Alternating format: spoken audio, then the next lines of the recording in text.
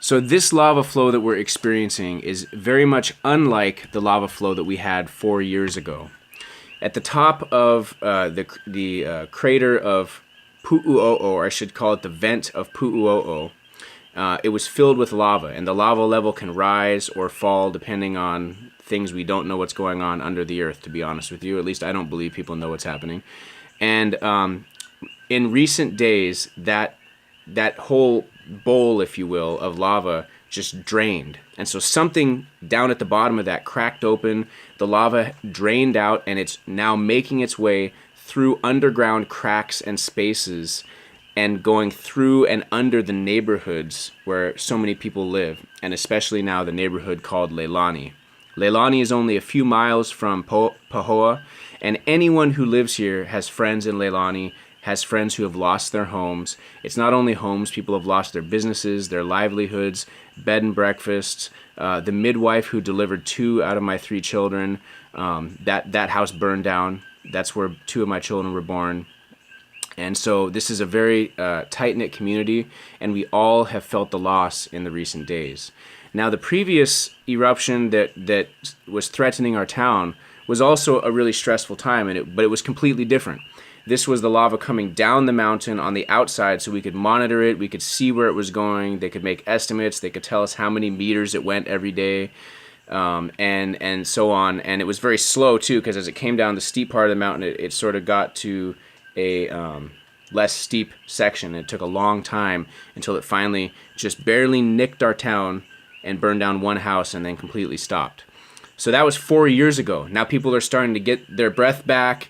We had the Punakai shopping center, which is a huge addition to our town, just broke ground. They've cleared it out. They started putting in sidewalks. This is going to be a $20 million facility, 3 times the size of our last shopping mall. We just had a huge park put in, another 20-something million dollars, massive soccer fields, baseball fields, all this kind of stuff. And then here we are 4 years later, and we have this lava flow coming at us, and it's coming from underground, so you don't know what's going to happen next. You feel earthquakes, and then the lava comes up through the cracks around the houses. It's not just the lava coming up. If you look at these pictures, they're incredible. You've never seen anything like it. Lava just spewing out of the earth, and it's right next to houses. Looks just like almost any neighborhood that you could imagine. Houses and people's lawn chairs and their cars and their gates and everything. Just somewhat normal neighborhood, except that it was sitting on a fissure where lava is now coming out of.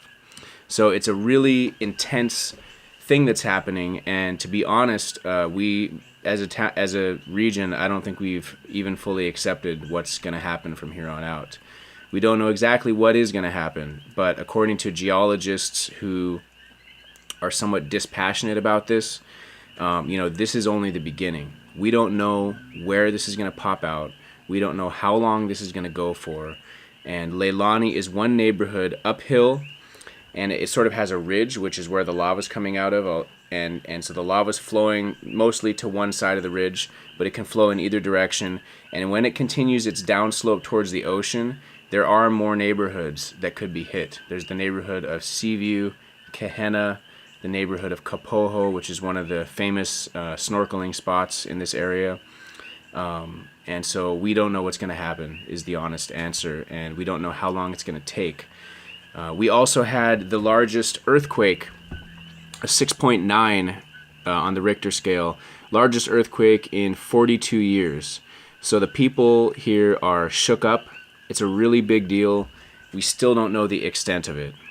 On the positive side, in terms of shelter and food, people have been taken care of. People's immediate needs are met. And I think it's important to talk about what needs really need to be met in the coming days, weeks, months, and even years, and how you and I and how we as a community can think about what the needs really are.